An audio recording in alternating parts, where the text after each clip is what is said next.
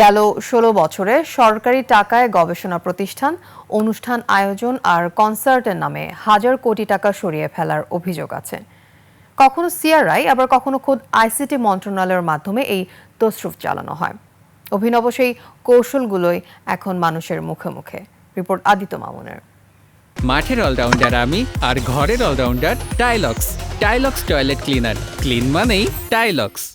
বঙ্গবন্ধুর জন্ম শতবার্ষিকী আর 52 দিন।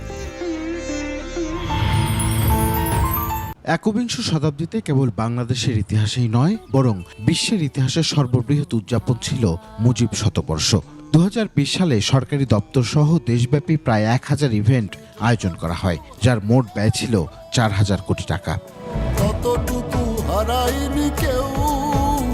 ডিজিটাল থেকে স্মার্ট বাংলাদেশ যুগে পদার্পণ উপলক্ষে সারা দেশে হাইটেক ও সফটওয়্যার পার্ক, অ্যাপস ডেভেলপমেন্ট এবং স্টার্টআপের বাজেট পাস করা হয়, যার সিংহভাগই ব্যয় করা হয় ইভেন্ট ম্যানেজমেন্টে। এমনকি নির্বাচনী প্রচারণা ও ভোটের ফল দখলে রাখতে একান্তভাবে কাজ করা প্রতিষ্ঠান centre for research and information পকেটে ভরেছে হাজার হাজার কোটি টাকা। কখনো জয়, কখনো ববি, আবার কখনো সচিব মন্ত্রীরা নেপথ্যে থেকে নেতৃত্ব দিয়েছেন।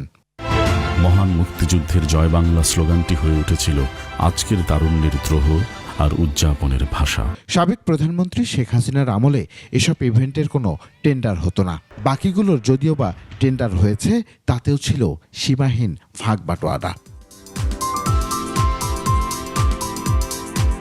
নামে বেনামে উন্নয়নের আড়ালে লোপাট হওয়া এসব টাকা যথাযথ অনুসন্ধানের মাধ্যমে ফিরিয়ে আনার দাবিও আছে।